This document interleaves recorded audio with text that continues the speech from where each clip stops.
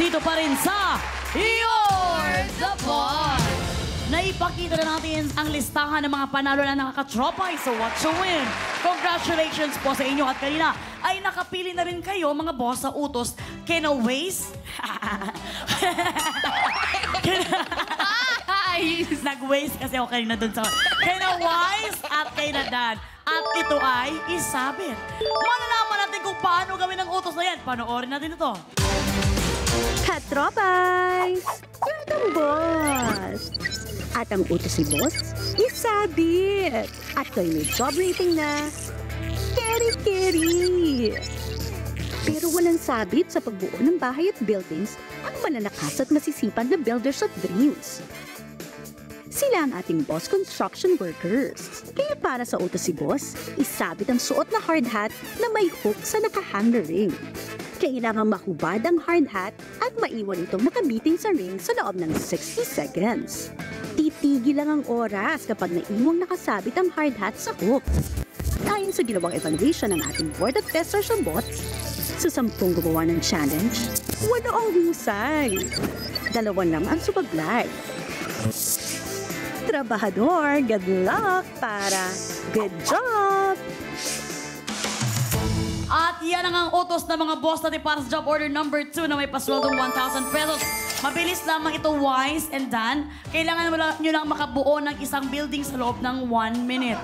Kasi mukha sila mga engineer, no? Tingnan. Or para sila mga architect. No, ang galing din, no? Pero Char-Charla, ito talaga is ang hook hooray. Sa loob ng 60 seconds, kailangan maisabit ninyo itong cup na sinuot ninyo dito sa aming ginawang hook. Pero kailangan isa lang. Kung sino sa inyo, kung hindi mo magawa, pwede mo ipasa kay Dan sa loob ng 60 seconds. Ito may job rating na caring-carry dahil 8 out of 10 board of testers ang husay na nakagawa nito. Kaya naman, sino ang unang susubok? Si Dan. Si Dan ang unang susubok. Nagtampo ka ba, Wise? Bakit waste ang tawag ko sa'yo? hindi ako marunong magtampo, Ma'am Shimels. Maintindihin akong tao. Wow! Ang bait naman ni Wise, no? Kaya naman, Waze? Okay, Dan! Dahil ikaw lang mauna, pumesto ka na. And let's get it on dahil oras na para Huwag ka masyadong... Oh, wala pa pala. Diba? Wala pa pala, sorry. Kasalanan ko pala. Kaya naman, time is running. Ito na ang... Work! Work na! Go!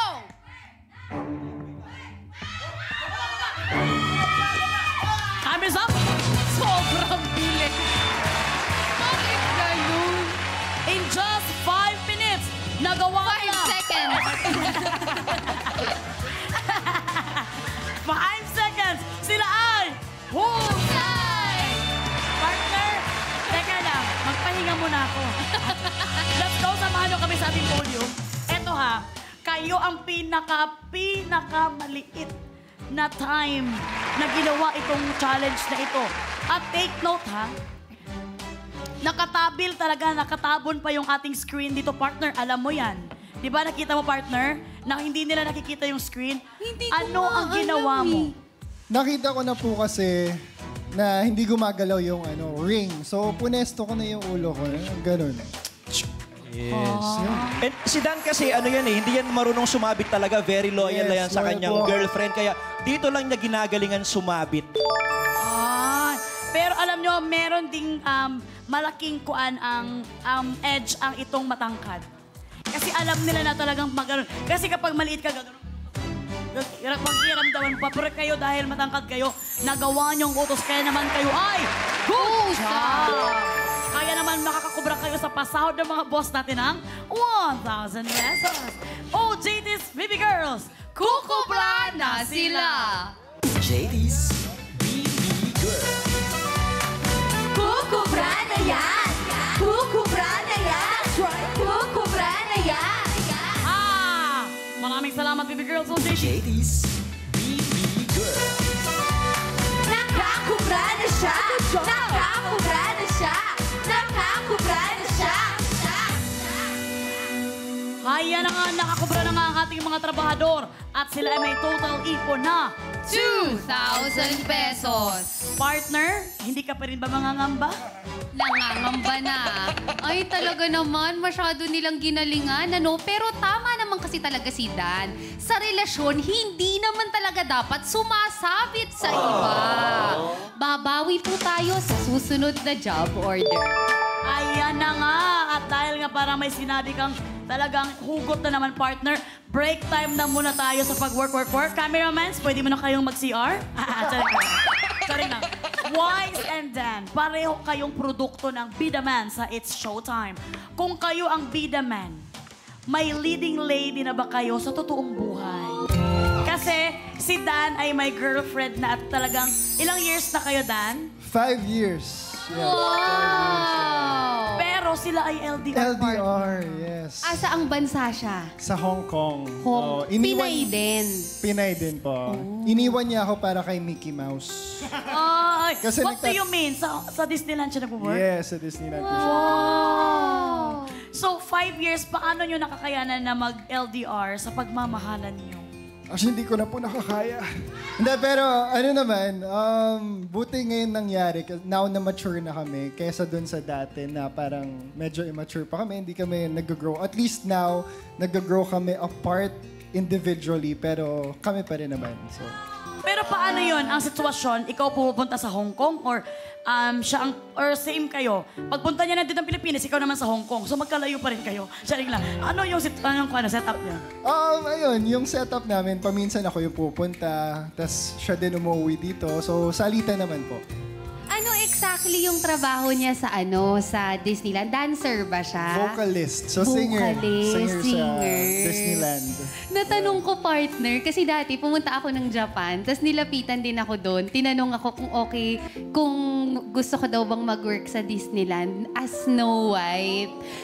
Wala bagay sa'yo, partner. Hindi kasi pagpunta ko kasi doon, naka-costume ako ng Snow White. Tapos tinanong nila kung fluent daw ako mag-English. At syempre, dahil bida-bida ako, sabi ko, yes, kahit no. Tapos sabi, alam mo saan ako nalaglag? Do you sing? Oh, no. Do you dance? Oh, no. What's your talent? Nothing. Hindi ko nakuha. Pero nilapitan ako. Yun lang naman sinabi ko, nilapitan ako. Hindi ko naman sinabi na akin na yung trabaho. Hoy, pero maganda yung partner, ha? Kasi talagang, ibig Maganda ang sabihin, sweldo. maganda ang sweldo at maganda ka talaga. Kasi ako nilapitan din ako eh. Kung pwede Wow. ba daw ako maging character din? Sinong character? Yung witch daw sa kuan. Sabi ko nga, what's that kind of it? Nagalit ako, partner. Pero hindi, bakit hindi ka sumunod dun? Kasi magaling ka din sumayaw. Ba't hindi nag-audition ka ba sana doon?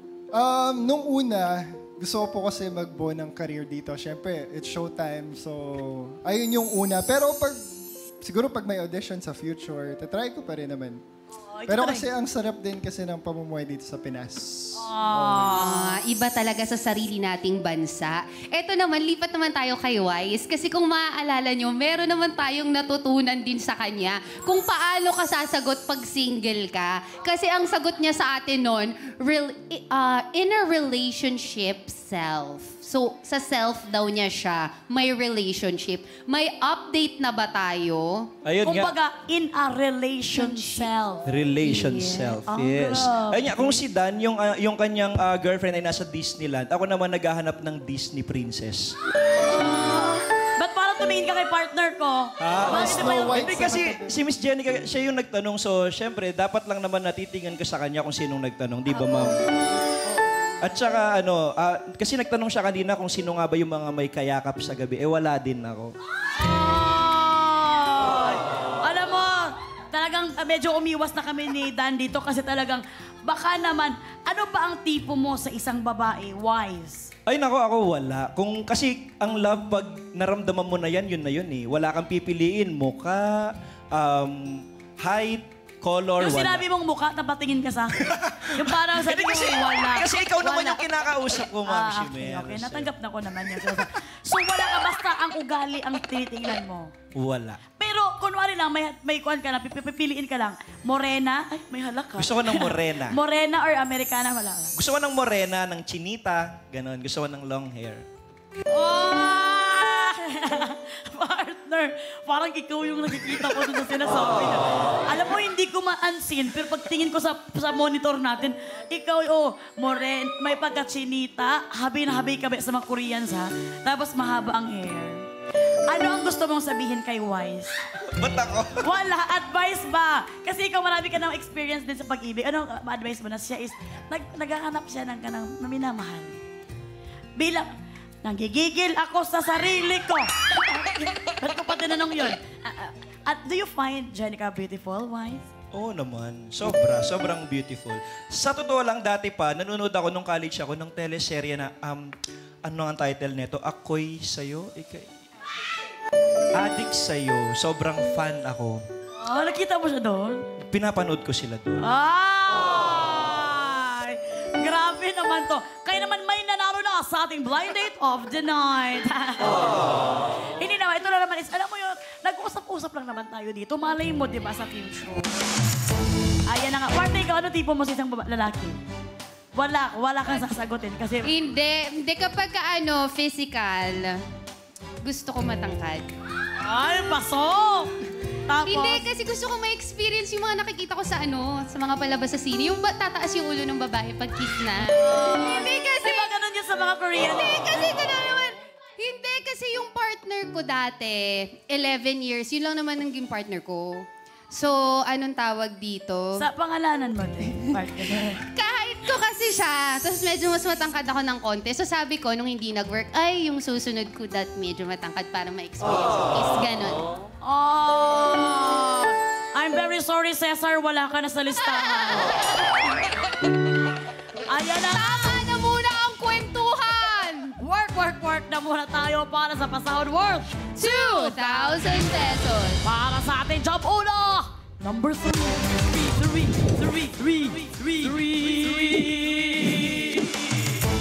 Mga boss, mag-login na sa pi.com.ph para makapili ng iuutos. Mula sa lahat ng makikipindot for this job order, 5 po ang makakakubra kapag sumablay ang ating mga trabahador. Boss, ano po ba ang gusto niyong itanong kina Wise at Dad? Musical or films?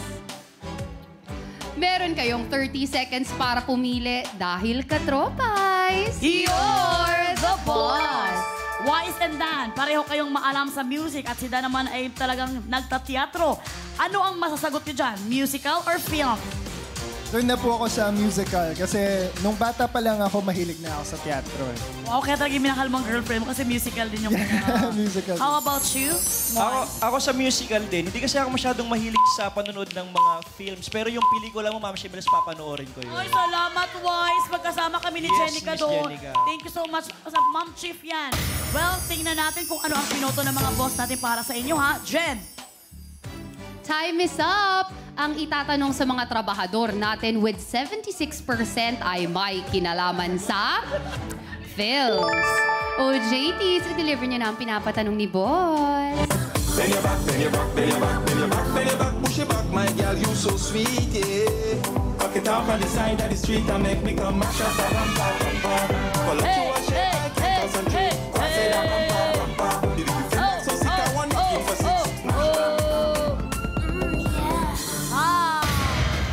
Maraming salamat, baby girl Ayumi.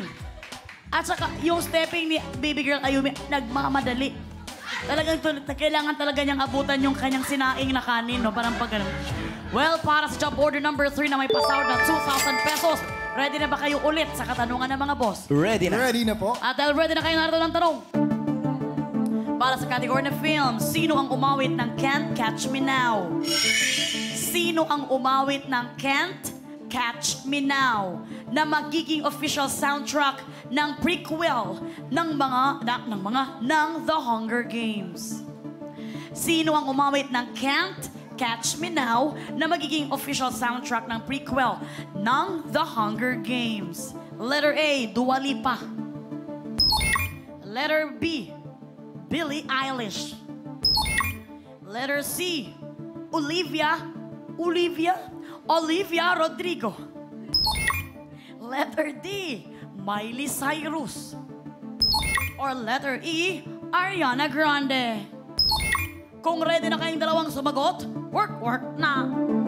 Dan, sino palagay mo? Um, Billie Eilish sa'yo? Billie Eilish ba or Ariana? Feel ko Billie Eilish. Kasi Feeling mo Billie? si Dua Lipa nag-Barbie na. Oh, so hindi na nila kukunin doon. Oo, ata. Pwede, no? Parang feeling ko si Olivia Rodrigo. Kasi di ba kapag hindi mo alam ang sagot, letter C ang kukunin mo. Ganun ba? Oo. Dahil dyan, E? Nabalitaan niyo ba ang tungkol sa upcoming prequel ng The Hunger Games? Hindi po eh. Hindi kami fan ng Hunger Alam niyo ba Games, yung mga pero- kanta na ito, singers ng mga choices na ito? Hindi rin. Hindi rin, Ma'am At bakit mo Shimel, sinabi kanina din na ano ba yun, sabi mo kung hindi mo alam ang sagot? Letter C. Bakit mo na, ano ba yung gano'n na yun, na usapan na yun? C for choices. Good Ah, choices. may- Pero bakit mo rin sinagot na Billie Eilish? Parang siya lang po yung feel kong hindi pa nakakagawa ng kanta para sa isang film. Oh. So baka kanya na to. Sige, Billie Eilish na lang. Billie Eilish. Oo. Sure? Pinaniniwalaan kita, Dan. Naniniwala ako sa'yo. Billie Eilish ang narinig natin sa kanila. Pag-isipan niyong mabuti dito ay nakakahalagang 2,000 pesos. Sige, Gina. Sige Gina. po. B. Billie Billie Eilish. Eilish. Final. Ayan na nga, nakasanad na ang letter B, Billie Eilish. At wala silang kaalam-alam talaga sa sagot nito kasi wala talaga silang kaalam-alam sa katanungan. Lalo na ako. Kaya naman, Wise and Dan. Ang sagot niyong letter B, Billie Eilish.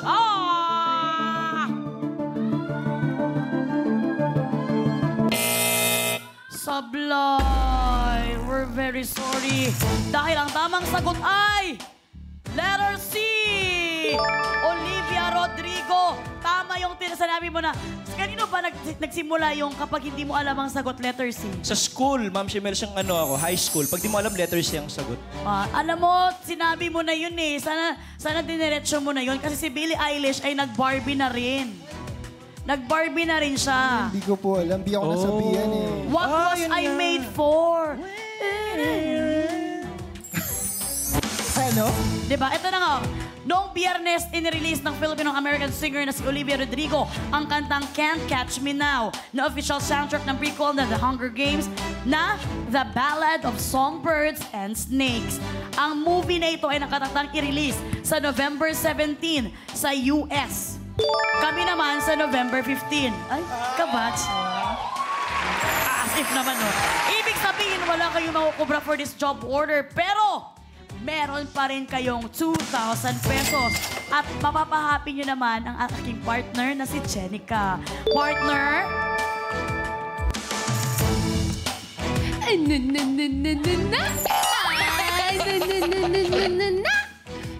Congratulations, mga boss! Ang sabi ko naman sa inyo, di ba? Pumili lang kayo ng pumili. 5 po sa inyo na nakipindot for job order number 3 ang maghahati-hati sa 2,000 piso.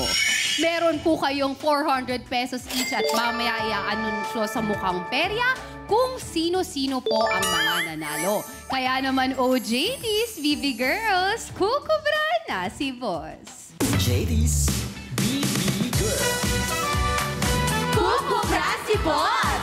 Kukubra si boss! Right? Kukubra si boss! Thank you, Kambal! Salamat, BB Girl! BB Girl. Nakakubra si boss! Nakakubra si boss! Nakakubra si boss! at dahil kayo ay sumablay mga trabahador, game na ulit tayo. Balik trabaho na tayo ulit para sa pasahod worth 2,000 pesos! Narito na ang job order. Number 4. Merry Christmas. Mga boss, kayo po ulit ang mag-a-approve ng utos. Mula sa lahat ng makikipindot for this job order, 5 ang makakakubra kapag sumablay ang ating mga trabahador. Boss, ano po ba ang gusto niyong iutos kina Wise at Dan? Suotin, i-shoot, linisin o saluhin? Meron kayong 30 seconds para pumili dahil katropay. You're the boss. Wise and Dan, anong utos ang Gina G kayong gawin? Ito bang saluhin, suotin, i-shot, or linisin? Para sa akin, linisin. Mahilig ako maglinis ng mga bahay. Ng mga bahay. Racket ko pala Ang yun. tanong bahay. Oo. Doon Malis ako naman, maglim ng bahay. Okay, ikaw naman, doon Dan. naman ako sa saluhin. Kasi mahilig ako magsalo ng kasiyahan din ng iba. Munti ka pang maging kuan ha. Baka nanonood yung girlfriend mo ha.